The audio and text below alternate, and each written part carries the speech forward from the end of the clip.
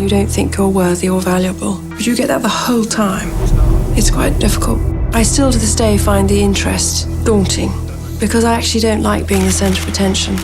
Diana was bitterly betrayed by a respected journalist, and now we finally know the devastation it caused her. That the deceitful way the interview was obtained played on her fears and fueled paranoia. He scared her half to death. She was put in a state of fear and trepidation. Our mother lost her life because of this, and nothing has changed.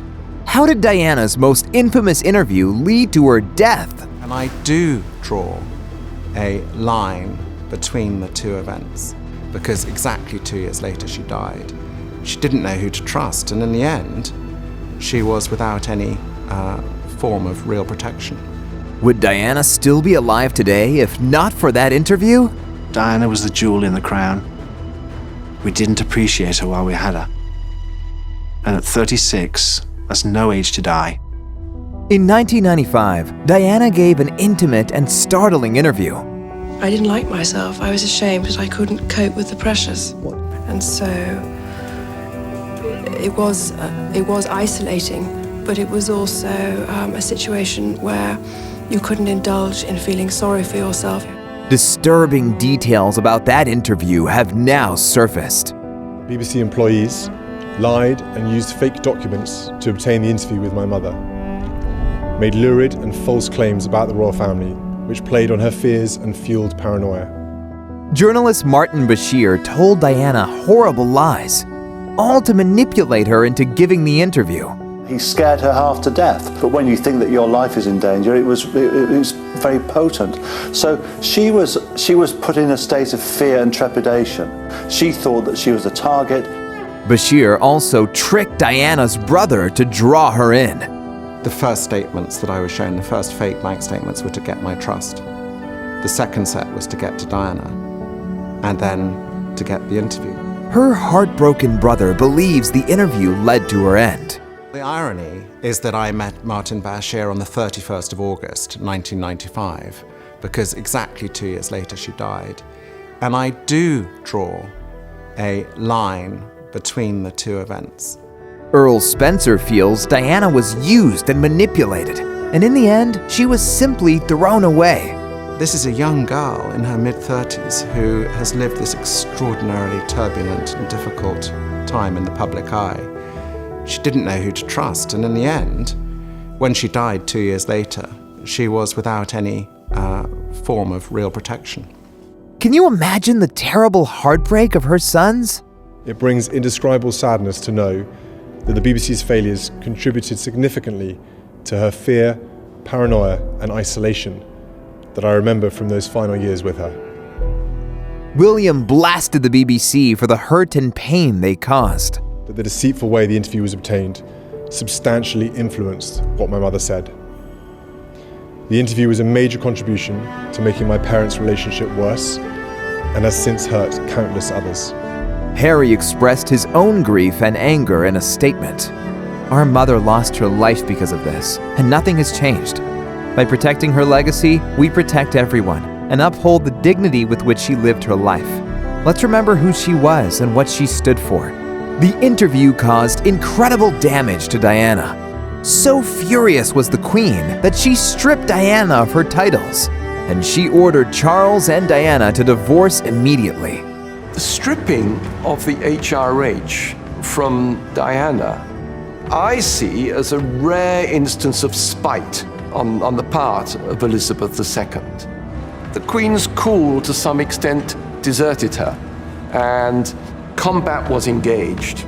Diana lost almost everything after that. This Panorama interview and her association with Martin Bashir fueled her fears and paranoia and isolation, and she was failed by him. She trusted him. But we didn't know at the time how duplicitous and how he was and what he really wanted from the princess. The press and the media hunted and hounded her. I still to this day find the interest daunting and phenomenal, because I actually don't like being the center of attention. A normal day would be followed by 4 cars. A normal day would come back to my car and find 6 freelance photographers jumping around me. But you get that the whole time. It's quite difficult. Apart from the deceitful lies from the journalist, another dramatic event convinced Diana to do that interview. Now, I was with the princess that night. She was incensed. Absolutely incensed. Furious. She says I've been made to look a fool. And what exactly was it that made Diana so furious? It was Charles publicly admitting his affair with Camilla. Did you try to be faithful and honourable to your wife when you took on the vow of marriage? Yes, absolutely. Until it became irretrievably broken down. Charles's interview was a complete shock to Diana. And according to her former butler, she wanted revenge. She was hurt. She was vulnerable. They were her words. It's what she wanted to say. That interview would have happened no matter what without Martin Bashir, and she would have had her words out there in the public. In her own interview, Diana made startling revelations, like her own passionate affair with another man. Did your relationship go beyond a close friendship?